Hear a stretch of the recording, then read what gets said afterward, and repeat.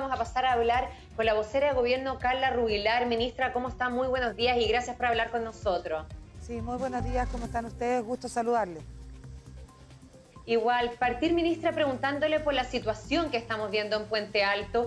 Hay 29 personas hacinadas. En el día de ayer esperábamos que fueran trasladadas a algún lado. Estamos hablando que eran personas en situación de calle, que las llevó el pastor a vivir a esa casa. El pastor y su señora están contagiados de COVID-19. Ahora hay personas que presentan síntomas y los vecinos están haciendo el llamado que por favor los Seremi los saquen de ahí. ¿Qué le parece a usted? Sí, muy buenos días, muchas gracias por la pregunta. Lo primero es aclarar de que efectivamente el pastor con su señora tienen un trabajo solidario de hace mucho tiempo atrás. Tienen un comedor para personas en situación de calle que está al frente del lugar donde están hoy día las personas alojadas. Este lugar, esta iglesia, este templo, ha servido como lugar de refugio de personas en situación de calle durante muchos meses. Y en ese sentido, obviamente que agradecemos la labor social que ha realizado el pastor que efectivamente está enfermo, está hospitalizado, su señora está trasladada a otro lugar, una residencia en Maipo, y lo que nos encontramos son con personas que viven de forma habitual por este componente social que ha tenido este culto en esa iglesia y que lamentablemente por la relación que tenían con el pastor, al parecer, porque esto se está investigando epidemiológicamente, antes de que él supiera que estaba positivo, tuvo una reunión, una suerte de culto con las personas que viven en ese lugar y con otras personas que hay que identificar y que finalmente, posterior de eso, él se sintió mal, consultó en el Hospital Sotero del Río y terminó dando positivo y quedando hospitalizado.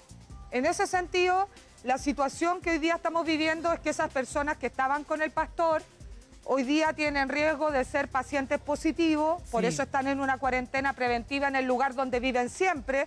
No es que los hayamos llevado a ese lugar a vivir una cuarentena, sino que en el lugar donde viven siempre en malas condiciones desde hace mucho tiempo, pero que son mejores condiciones a que si estuvieran en la calle.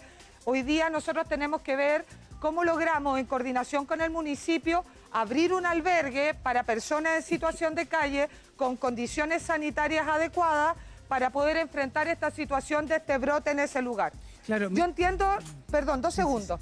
Yo entiendo la preocupación de los vecinos de Bajo de Mena porque claramente es un sector donde nosotros tenemos que ponerle más cariño, más dedicación, las condiciones son adversas y por lo tanto hay que hacer un esfuerzo mayor. Pero también quiero transmitir, y es súper importante, que si las personas están ahí y están custodiadas y con vigilancia epidemiológica y no salen a la población ni al barrio, no se van a contagiar las otras personas. Entonces, entendiendo la preocupación, también es cierto que las personas dentro del templo no contagian a nadie en la medida que no salen y que no tienen contacto con otras personas. La Seremi de Desarrollo Social, Catherine Rodríguez, ha estado en contacto hace varios días ya con Pilar Bunster de la Municipalidad, Cristian Arzola, y están trabajando para, con una fundación, poder recibir a estas personas en situación de calle, que dicho sea de paso, no todos tienen registro social de hogares de calle, porque pasaron por algunos programas, pero no están catalogados como personas en situación de calle propiamente tal. Vamos a tener que arreglar ese tema administrativo para poder trasladarlo y darles dignidad para enfrentar este nivel de contagio. A su vez, la Seremi de Salud mandó a Epidemiología para poder hacer el levantamiento del cuál fue la situación del pastor y la pastora con los contactos, para poder identificarlo, para poder empezar a realizar los exámenes. Y obviamente la Seremi de Salud tiene que acercarse hoy día a través de Epidemiología para ver cuál es la situación de los pacientes que hoy día están con síntomas para poder atenderlos como corresponde. Claro, ministra Ignacio, gracias primero por la preocupación de Bajo de Mena, porque sentimos que también eso es lo que genera esta rabia social, decir que en Vitacura hay un procedimiento gigante cuando pasa algo y en Bajo de Mena no, pero cuando hablamos, yo escucho harto la palabra evaluación y yo estoy bien enojado con lo que está pasando acá, porque todos dicen evaluar, pero usted como doctora también, si quiere mezclar ministra y doctora, estaría perfecto, pero en 24 horas más no se podrían contagiar todos los 29 que están adentro, por eso es necesario separarlos hoy día, ministra. A ver, es muy relevante aclarar, Ignacio, que hoy día de la gente que tenemos, los 29 dentro de la iglesia, no tenemos ningún caso positivo en este minuto, más que el contacto estrecho con el pastor y la pastora. De los que están dentro de los 29, no hay casos positivos según la información que yo tengo por parte de la Seremi de Salud.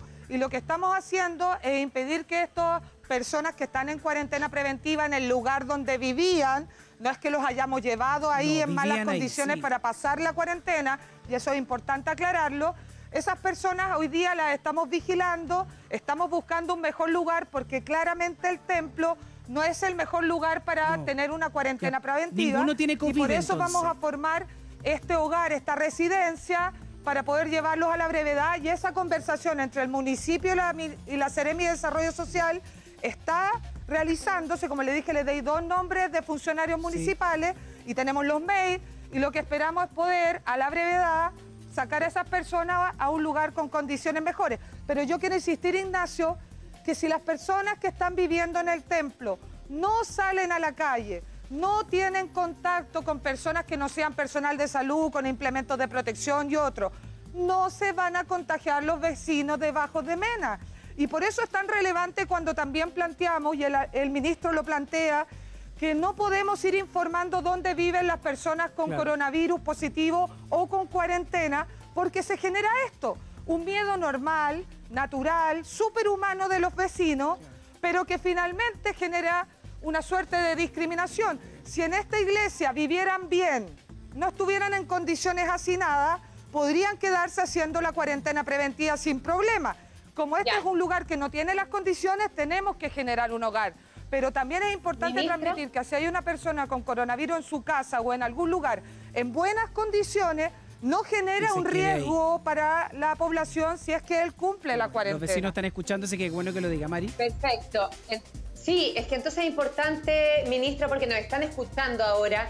Precisamente los vecinos estaban muy pendientes de lo que sucediera, entonces el llamado: no se preocupen porque no van a ser contagiados mientras ellos estén al interior de la casa. Hasta el momento no hay nadie que haya dado positivo en COVID-19 y sí están haciendo todos los movimientos para ser trasladados a un lugar que, si es que alguien sale positivo, no se ha contagiado el resto de las personas. Perfecto con eso. Por otro lado, ministra, el ministro Mañalich ayer señaló que en el caso del pastor, independiente de la buena obra que está haciendo y todo, que están investigando que hubiera un atentado contra la salud pública al haber hecho este culto. ¿Es así?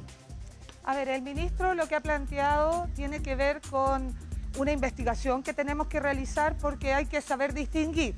Si el pastor realizó un culto estando positivo, sabiendo que estaba positivo, o que tenía síntomas de coronavirus, es diferente a si lo realizó no estando positivo o ni siquiera sospechando que era positivo. Después, dicho de eso, hay que ver el culto. El culto se permite con menos de 50 personas, todas las reuniones, manteniendo la distancia social, generando medidas de higiene, ya sean las mascarillas, si es que hay el aislamiento social no se puede realizar por las condiciones del lugar, el lavado de manos, el gel, no abrazos, no saludos de cara, etcétera. Todo eso se tiene que analizar para ver si hubo una acción temeraria al respecto de la salud pública en ese culto. Ahora, la información preliminar que nosotros tenemos es que fue enfermo al Hospital Sotero del Río, que lo dejaron hospitalizado inmediatamente por la condición de salud, y que ahí se le hizo el test y salió positivo. Por lo tanto, ninguna reunión, si eso es así, habría ocurrido sabiendo él que era positivo. Y obviamente eso cambia algunas cosas, no obstante que nosotros tenemos que insistir que los cultos, si no mantiene el aislamiento social, la separación, si no se respeta el no dar abrazos, no dar saludos, no dar besos, va a ser muy riesgoso, incluso si hay menos de 50 personas en el lugar.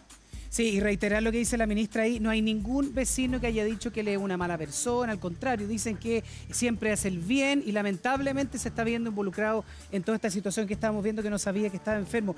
Ministra, me quiero quedar en la situación de Puente Alto para uno entender y además traspasarle a los vecinos por qué se decide hacer esta división en la cuarentena en Puente Alto. Estamos mostrando un mapa de Cuña Maquena con Chitorio, que es la misma avenida, con cuarentena a un lado, sin cuarentena al otro, para entender el fundamento, ministra. Sí, es muy importante esa pregunta, Ignacio, y disculpe si tengo un poco de desfase porque me escucho y me cuesta hablar así. Mire, la cuarentena es una decisión de una cuarentena dinámica, una cuarentena móvil. Hay una estrategia de cuarentena, o si usted quiere, lo hablamos como cuarentena estratégica. Ya. ¿Qué significa eso? Significa que nosotros vamos a ir generando las cuarentenas totales en los lugares donde haya mayor cantidad de contagio por población o mayor cantidad de contagio por kilómetro cuadrado, porque no da lo mismo tener 15 contagios en una comuna de 8 kilómetros cuadrados que 15 contagios en una comuna de 88 kilómetros cuadrados como es Puente Alto. En el caso particular de Puente Alto, nosotros miramos lo que es el mapa epidemiológico, el mapa de calor, y nos encontramos con que hay un sector de Puente Alto, que es el sector poniente de Puente Alto, donde se nos están concentrando con mayor fuerza los casos, donde hay algunos sectores, como decimos en epidemiología, más en rojo, donde tenemos que actuar y generar una suerte de apagón de esa parte de la comuna a fin de aplanar la curva de contagios e impedir que se sature el sistema público y privado de salud y no podamos atender a los pacientes más graves. En ese entendido, Puente Alto no es homogéneo, como no es homogéneo ni en vivienda, ni en acceso de servicios, ni en acceso de empresas privadas, ni nada. No es homogéneo Puente Alto y acá no es diferente. Los contagios se están acumulando de mayor fuerza en este sector poniente y por lo tanto actuamos a proteger ese sector y evitar la expansión hacia otros lugares de Puente Alto propiamente tal y de la región, tomando la cuarentena. Yo he visto, Ignacio, y si usted me permite, María Luisa, algunos mensajes que aparecen en redes sociales dividiendo Puente Alto, entre comillas, más vulnerable versus el Puente Alto con más recursos y que estaríamos poniendo la cuarentena en el sector más vulnerable como una suerte de discriminación. Yo creo que esas caricaturas no son buenas de expresarle y por eso, como sé que nos están viendo los vecinos de Puente Alto, quiero decirles, tomamos la decisión de la cuarentena en comunas como Vitacura, Las Condes, Lo Barnechea, no porque fueran ricas, ni en el sector poniente de Puente Alto porque fueran pobres, sino que las tomamos porque hay razones sanitarias y de protección de la salud de las personas para hacerlo. No puede ser que cuando nosotros decretemos en Vitacura, Las Condes, porque hay razones de salud pública para hacerlo, se nos diga que protegemos a los ricos y cuando tomamos decisiones de cuarentena total en el sector poniente de Puente Alto se nos diga que es para dañar a los pobres. Yo creo que hay que evitar esto en una pandemia, es de vital importancia explicar que las decisiones son estrictamente sanitarias para salvar vidas y las vamos a tomar siempre que sean necesarias. En este caso particular, esta cuarentena estratégica del sector poniente de Puente Alto lo que busca es proteger a la ciudadanía que vive ahí y evitar que se expanda el contagio a otros sectores de Puente Alto y a otros sectores de la región, tal cual como lo hicimos en su momento con comunas como Vitacura y Barnechea. Perfecto, ministra, para que nos explique también, porque los vecinos de Puente Alto también hay que comunicar y reiterar, estaban preocupados ayer por esta cuarentena y nos decían, pero ¿cómo? ¿Qué va a pasar con los servicios básicos? Para que usted aclare que siguen funcionando los servicios básicos, al igual que en las otras comunas, que ha habido cuarentena, para que reiteremos y seamos bien enfáticos en eso. Sí, muchas gracias, María Luisa. Pero con uso de mascarilla. Sí, es muy importante, María Luisa, contar, y mire, usted me ve, yo estoy aquí sola, muy alejado de nuestro camarógrafo que está muy bien protegido por el canal y lo agradezco. Estoy sola y por eso me permite estar sin mascarilla, pero si yo estuviera rodeada de gente, si estuviera en un lugar con aglomeración, si estuviera en el metro, en el transporte público, en un taxi, en un colectivo, tengo que usar mascarilla de forma obligatoria y me la puedo realizar de manera casera y lo más relevante incluso aún que hacerse la mascarilla es saberlo usar. Porque hay una forma que uno la tiene que usar de ponérsela, de sacarla, dónde la bota, dónde la pone, si quiere guardarla para después usarla de vuelta, etc. Es relevante decir de que cuando hay cuarentena total, para que la gente de Puente Alto que nos está viendo y que está preocupada, que no entiende mucho, y eso es normal, natural, porque todos nosotros estamos viviendo una pandemia que no habíamos vivido nunca. Miren lo que pasa en España, en Italia, en Estados Unidos, países ultra desarrollados que están teniendo graves problemas. Entonces es súper normal y natural lo que le pasa a las personas que entran a cuarentena total. Nosotros hemos mantenido todo lo que son los servicios esenciales.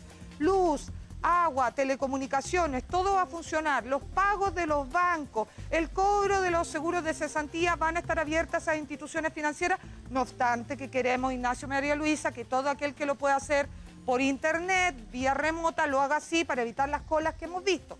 En ese entendido, también los almacenes de barrio, también los supermercados, también las farmacias. ¿Qué es lo que cambia? es que lo que no sea esencial no va a poder estar abierto. Todo aquel que pueda mantenerse en su casa porque no trabaja en una empresa esencial debe mantenerse en su casa. Y además, muy relevante, incluso más importante aún, que lo que cambia es que vamos a necesitar un permiso que hay que usarlo muy responsablemente.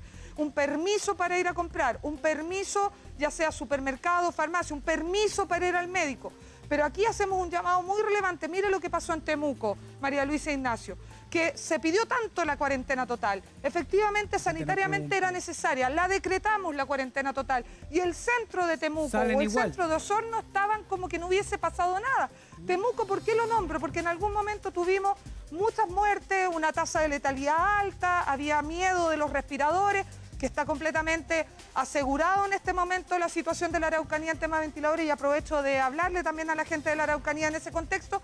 Y a pesar de todo eso, a pesar de todo lo que había de preocupación en la Araucanía, el centro de Temuco estaba completamente lleno. Sí, entonces, es muy relevante entender, Ignacio, María Luisa, la gente que nos está viendo, que independiente de las medidas que nosotros podamos tomar, incluso las cuarentenas totales, lo que se llaman los apagones de ciertos lugares, si la gente no se compromete, si la gente no entiende de que esto es vital, que cada uno de nosotros nos hagamos responsables del uso de la mascarilla, de no salir si no es necesario, de no sacar 4 permisos al día para tratar de vulnerar la norma, etcétera, nada de lo que nosotros podamos hacer va a ser suficiente. Yo sé que usted como ministra no puede ocupar esta palabra, pero yo sí puedo como comunicador. Hay gente porfiada, ministra. Y en ese caso lo vemos en Temuco. Ahora vemos que Carabineros vio y, ¿cómo se dice? Fiscalizó junto con la Armada a 400 autos que iban camino a la playa, más allá que las playas están cerradas porque los alcaldes le pidieron a las gobernaciones marítimas que cerraran las playas, y se están trasladando también en las maletas. Ahora, iban sin ni un permiso. Se está analizando poder adelantar, como pedían los alcaldes, el tema del cierre de esta comuna para que la gente no saliera, porque la gente porfiada va a estar igual, ministra. Sí, mire, yo quiero aclarar esto. Efectivamente tenemos el cordón sanitario en la región metropolitana, tenemos el cordón del Gran Concepción, algunos lugares determinados, pero la prohibición de ir a una segunda vivienda, ya sea dentro de la misma región o fuera de la región, está desde hace semanas y la vamos a hacer cumplir en todos y cada uno de los lugares de la aduana sanitaria. Por lo tanto, si usted quiere ir a su segunda vivienda o quiere ir a la playa, independiente de que el cordón sanitario empieza el jueves a las 6 de la tarde y le vamos a exigir salvoconducto, es decir, solo puede pasar si tiene una emergencia de salud o tiene que asistir a un servicio funerario, si no, no va a pasar. Antes tampoco va a pasar si va a su segunda vivienda. Entonces, ¿para qué va a pasar un mal rato? ¿Para qué va a pasar la multa? Que puede llegar a 50 millones de pesos si es que vulnera el cordón sanitario. ¿Para qué se va a agarrar el taco? ¿Para qué se va a agarrar que lo devolvamos? ¿Para qué además se va a agarrar la fama de que no entiende que tenemos que salvar vidas? Entonces, nuestro llamado es a la responsabilidad. Esta es la mejor forma de ser solidarios. No sé si hay una expresión más grande que cumplir las medidas de la autoridad sanitaria en una pandemia que van a salvar vidas. Mejor ejemplo de solidaridad que eso. Y por lo tanto, le pedimos por favor a la ciudadanía que entienda que no estamos jugando, que esto es grave, que esto le ha costado muchas vidas a la gente, más de 70.000 personas fallecidas en el mundo, más de 1.400.000 personas contagiadas en el mundo al día de hoy. Por lo tanto, entendamos, esto no es un juego, no estamos jugando, con la vida no se juega. Y aquí necesitamos que la solidaridad se presente de forma poderosa. Basta de individualismo, más solidaridad. Sí, ministra, bueno, viene el balance ahora del ministro Mañalich, pero para cerrar, ¿qué le parece a usted que hay muchos alcaldes de su sector incluido que están pidiendo los datos de la persona con COVID-19? El gobierno se ha opuesto a esto porque dice que puede caer en discriminación y es parte de la vida privada de las personas. Sí, mire, yo entiendo lo que plantean los alcaldes, porque los alcaldes siempre plantean tener acceso a estos datos para poder ayudar. Y uno lo entiende, para poder ayudar a controlar más la situación, la asistencia social. Algunas personas no van a poder salir a trabajar, van a tener dificultades en el acceso a alimentación, etcétera. En ese entendido, uno sabe que lo que está detrás de esta petición de los alcaldes es solo querer ayudar. Pero también es cierto de que cuando uno entrega los datos de dónde vive una persona con coronavirus y finalmente alguien que está haciendo una cuarentena por contacto estrecho, lo que se puede generar es un miedo natural de los vecinos, que es natural y yo lo encuentro súper comprensible, pero que no es real, de que me voy a enfermar porque tengo a mi vecino positivo al lado en cuarentena. Mire lo que está pasando con los médicos, mire lo que está pasando con las enfermeras en los condominios. Algunos les impiden acceder a lugares comunes de esos condominios, a subir al ascensor. Y mire lo que pasa con ellos solo por ser profesionales de la salud, no por estar contagiados. Imagínense si nosotros generáramos una suerte de mapa de puntos donde están las personas enfermas, toda la discriminación que esas personas podrían sufrir tremendamente injusta. Y por lo tanto, si bien entendemos lo que hay detrás de los alcaldes, también es cierto que la protección de los derechos de los pacientes, evitar las discriminaciones es vital. Y en salud pública uno tiene una delgada línea entre lo que es la salud pública y la protección de datos personales. Y eso estamos tratando de cubrir con esta decisión que mantenemos desde el Ministerio de Salud. Ministra, y nosotros también vamos a seguir informando por qué se dividen epidemiológicamente las comunas con las cuarentenas, la de Santiago y la de Ñuñoa, pero antes de despedir esta entrevista, ministra, le tengo que preguntar por este titular que nos tocó ayudar y pudimos hacerlo. Escolta de Carla Rubilar frustró asalto a un vehículo. ¿Usted fue testigo de una encerrona? Ministra, ¿le puedo preguntar por eso? Sí, bastante breve, porque en realidad yo creo que lo que tenemos que hacer en este tiempo es solamente hablar de coronavirus, porque esa es nuestra lucha, eso es lo que tenemos que hacer. Sí. Yo he dicho que todo lo que nos desvíe del foco de hablar de salvar vidas, finalmente probablemente no ayuda mucho.